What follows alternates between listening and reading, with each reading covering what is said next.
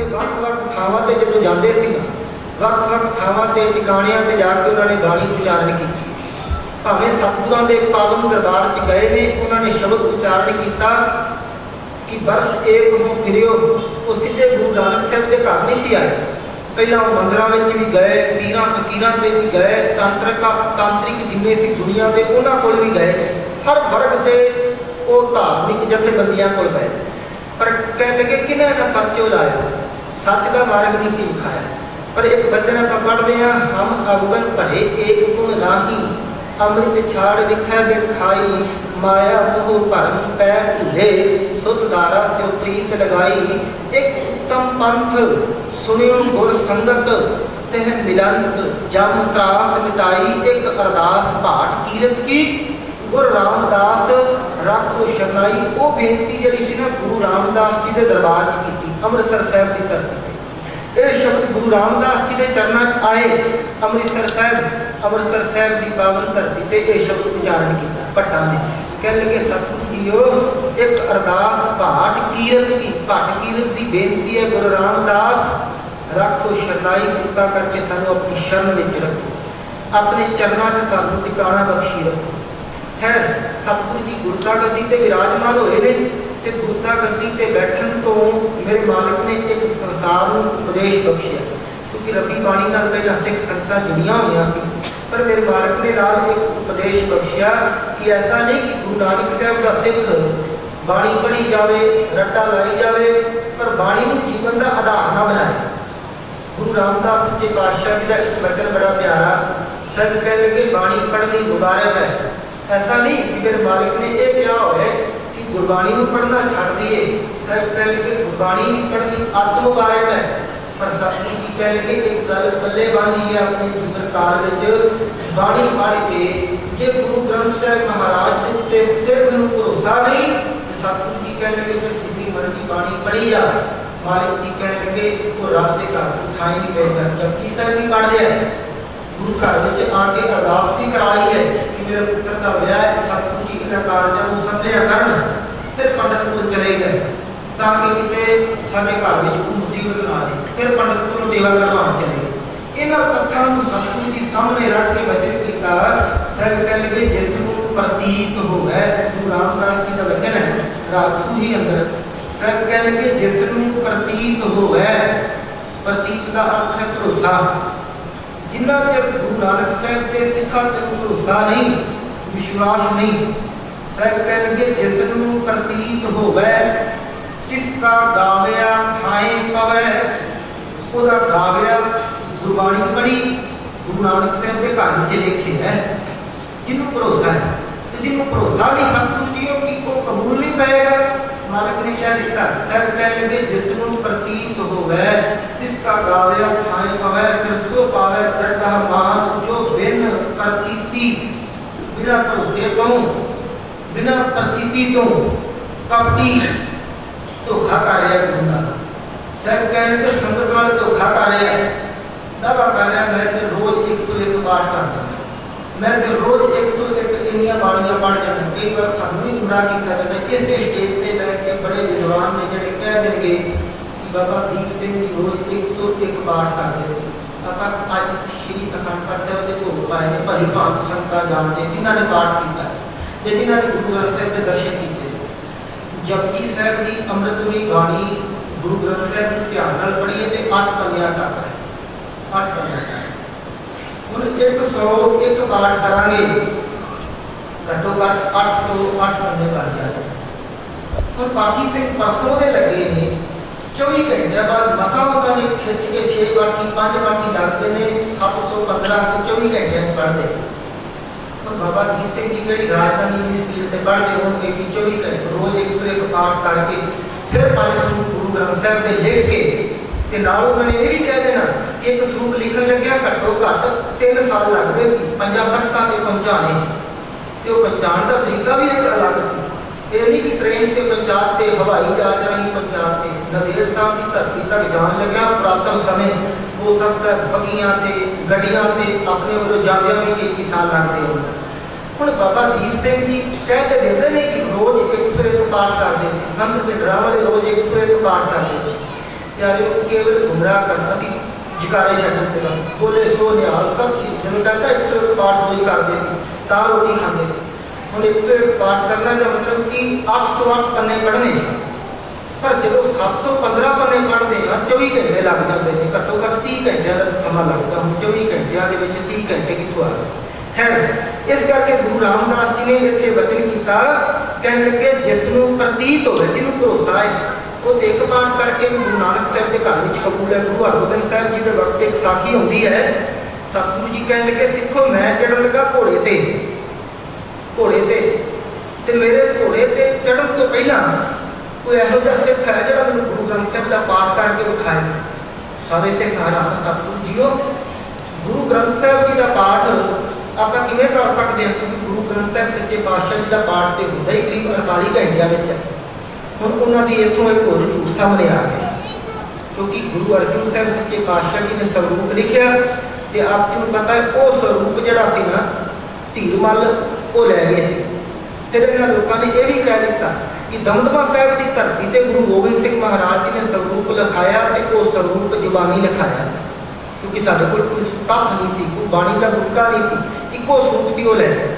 इतों ही पता लगता कि ये लोग इन्ने रपोड़ी ने जिन्होंने स्टेज पर बह के झूठ मारता क्योंकि इतिहास बड़िया घटनावां होंदियां ने कि सिखा तो गुरु साहिबान ने जुबानी पाठ भी सुनिया उदों पहला 1999 विसाखी का जड़ा पूरब है उत्थे 5 प्यारे भी तैयार होए जिन्होंने गुरबाणी कंठ याद सी तां 5 प्यारे ने अपना तैयार किया गुरबाणी जे गुटका नहीं सी गुरु ग्रंथ साहब का स्वरूप नहीं सी कि फिर गुरबाणी पढ़ते कितों सी गुरबाणी याद कितों की इसका मतलब कि गुरु साहिबान हर गुरु साहिबान वेले स्वरूप भी सी ते सिख बाणी भी पढ़ते सिख बाणी भी पढ़ते गुरु गोबिंद सिंह महाराज सच्चे पातशाह ऐसा नहीं कि बाणी उन्होंने कंठ नहीं थी बाणी तो उन्होंने अंदरों आप क्योंकि जी बाणी थी गुरु नानक साहब से आप हिरदे चो इस संसार अंदर प्रगट हो गई खैर गुरु रामदास महाराज जी ने एक स्पष्ट कर दिता कहने लगे प्यारे जी बाणी पढ़नी है भावना नाल पढ़नी है गुरु हरगोबिंद साहब महाराज कह लगे मैं घोड़े से चढ़न लगा चढ़न तो पहला सिख कोई अखंड पाठ साहब पूरा सुना दे सारे सिख चुप करके पाते हो गए एक गरीबड़ा का सिख पिछों आया सतगुरु जी तुहाडा सिर तुहाडा हक मेरे सिर उत्ते होवे ते मैं सुनावां मेरे मालिक सच्चे पातशाह जी घोड़े से चढ़न लगे सिख ने हथ जोड़े ते इन्ना ही उच्चारण किया एक ओंकार सतगुर प्रसाद बस ये शब्द उच्चारण किया एक ओंकार सतगुर प्रसाद ते गुरु हरगोबिंद साहब महाराज जी ने उत्ते गल वखड़ी में चले गए कहने लगे प्यारिओ दरअसल गुरु ग्रंथ साहब का भाव ही सारा ये है कि परमात्मा एक है जो वो तक पहुँचना तो रास्ता गुरु नानक साहब ने घरों जाना है गुर प्रसाद गुरु की कृपा तो मेरे मालिक ने भुलेखा एक टपला साढ़े अंदर ना बैठा रहे सतगुरु जी ने भरम कटता कह लगे जिसनों प्रतीत होवे जिसका गावे खाए पवै सो पावे दरगाह मान जो बिन प्रतीति कपटी कूड़ी कूड़ी अखी नीर दे कूड़ी कूड़ी दे अर्थ झूठ बोल गए कूड़ बोलना झूठ बोलना कह लगे साढ़े में बह के अखा बंद करके झूठ बोल गए ने टिकारे छड़ गए ने पर साहब कह लगे याद रखना एक दिन आवेगा उनका उत्तर जाएगा झूठ गुमान उन्होंने झूठ का एक सिलसिला एक दिन सारे सामने आ गया मेरे मालिक सच्चे पातशाह जी का होर बचन पढ़ते सतगुरु जी कह लगे सेवक सिख पूजन सब आए जिवें आप संगतां जुड़ियां बैठियां ना अज संगतां उन्होंने वक्तां विच भी उन्होंने दिनों में भी संगतां इसे तरह इकट्ठा होंदियां इन्नियां संगतां गुरु घरां विच उन्होंने दिनों में भी आ जांदियां क्योंकि इतिहासकार लिखते हैं कि जिस दिन पहले दिन अमृतपान किया ना संगतां ने 80,000 का कट सी होता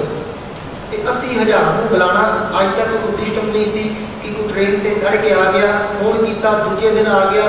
सिख चिट्ठी लैके पहुँचते थे वो पता नहीं सिख जो चिट्ठी लैके जाता सी गुरु कलगीधर पातशाह जी ने जो चिट्ठियां भेजियां करनाटक की धरती से किन्ना चिर पहला सिख पहुँचे होंगे किन्ना चिर पहला इतों चले होंगे जोड़ा भाई साहब सिंह बिदर तो चल के आ गया बिदर तो चल के 80,000 का इकट्ठ सी कई सालों बदी पहला तैयारियां हुई कि जाके ये पूर्ण कट होता इस तरह कट सजते हैं सतगुरु जी कि सारे के सारे गुरु नानक साहब की नजर कबूल ने प्रवान ने मेरे मालिक गुरु रामदास जी का वचन है ये वचन धनातरी रखता है फिर कह लगे सेवक सिख पूजन सब आवे नाल कहता कह लगे सब गावे हर हर उत्तम बाणी उत्तम बाणी जी पवित्र बाणी सारे गाते, पर सतगुरु जी कह लगे गावया सुनिया तिनका हर थाए पावे जिन सतगुर की आज्ञा सत सत कर मानी, जिन्हें गुरु की आज्ञा मानी। कह नहीं कि सुन के आप गेट से निकले तो भुल गए, क्योंकि इसका मतलब कि गुरु के बैठे हिरदे तक आप जान ही नहीं, कन रख लिया आप आते हैं। जिन्ना चिर कोई रागी कोई ढाडी कोई प्रचारक संगत का मनोरंजन करता है, बहुते तो अज मनोरंजन गुरु घर में रह ही साढ़े ये गया कि उत्थे जावांगे चलो टाइम पास करांगे, उत्थे जाके लंगर छक के आ जाते। सतगुरु जी ने कृपा की, कह लगे जिन सतगुर की आज्ञा सत सत कर मानी। तो ऐसा भी नहीं आप कह सकते कि जी गुरु का जो अज का हुक्म है वो साढ़े पल्ले नहीं पिया, चलो एक दिन समझ नहीं आया, दूजे दिन तो याद रह जाए, तीजे दिन ही याद रह जाए, साढ़े कदे घर तक नहीं आप गुरु का शब्द लैके गए। तो ऐसा नहीं कह सकते कि साड़ी यादाश्त जी है साड़ी मैमरी बड़ी माड़ी है जिस कारण अभी नहीं ले जा सकते। याद रखना कोई माई कोई मेरा वीर यहो जहा नहीं, साढ़े घर भावें 20 साल पहला साढ़े बच्चे का विआह होया हो ना, या किसी रिश्तेदार को आप गए हैं, इन्होंने मातावां भैनों बहुता पता है, घरों आप पुरातन समय जे अज भी बहुते थावां ते चलता है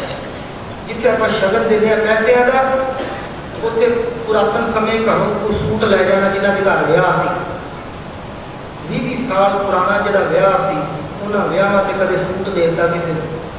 हूँ कुछ समय बाद 20 साल पुराना सूट अखीर साढ़े घर भी विआह है जिन्हें घर आप शगन पा के आए हैं, 20 साल पहला पाया हूँ अपने घर आ गया, अगला बंदा उन्हें शगन नहीं पा के गया, अखीर घूमता फिरता वो सूट इतों गया गुरुवाड़े लुधियाने तो गुराया दोबारा फिर इतने आ गया, 20 साल बाद साढ़े घर हो गए। हम ये नहीं कह सकते कि साड़ी यादाश्त नहीं माड़ी है, माई उस वक्त वेख के कह देगी कि वही सूट है जो 20 साल पहला अभी दिता से दोबारा फिर मुड़ के साढ़े घर आ गया। पर गुरु नानक साहब के घरों कीर्तन सुन के गए 20 मिनट तक याद नहीं रहता, घर जाते हैं कि बच्चों को दस दिए कि बाबे नानक के घरों अज हुक्म ये है, ये उपदेश दिता गुरु नानक साहब ने मेरे मालिक सच्चे पातशाह जी के घरों एक उपदेश। सतगुरु पातशाह जी ने कृपा की, कहने लगे प्यारिओ इत्थे गावया सुनिया तिनका हर थाए भावे जिन सतगुर की आज्ञा सत सत कर मानी, जिन्हें गुरु के हुक्म सत करके मान लिया। गुरु नानक साहब के घर में सिख वो कबूल है, तो जो सिख की परिभाषा गुरु कलगीधर पातशाह जी ने लिखी है ना, जिथे गुरु रामदास महाराज जी ने सिख की परिभाषा बयान की, गुरु सतगुर का जो सिख अखाए अखवान तो सारे अखाने साहब कह लगे सो भलका हर नाम ध्यावै। सतगुरु जी ने सिख की परिभाषा बयान की, उत्थे गुरु कलगीधर पातशाह जी ने सिख की परिभाषा लिखी। साहब कह लगे इत्थे जागत जोत सिख दरअसल है वो जिहड़ा जागत जोत जपै नित बस एक बिना मन नायक न आने पूर्ण प्रेम। उत्थे दूसरी बात की, कह लगे पूर्ण प्रेम जिहदे अंदर गुरु प्रति प्रेम है, कला प्रेम नहीं, ऐसा नहीं कि प्रेमी है तो आवे गुरु घर दियां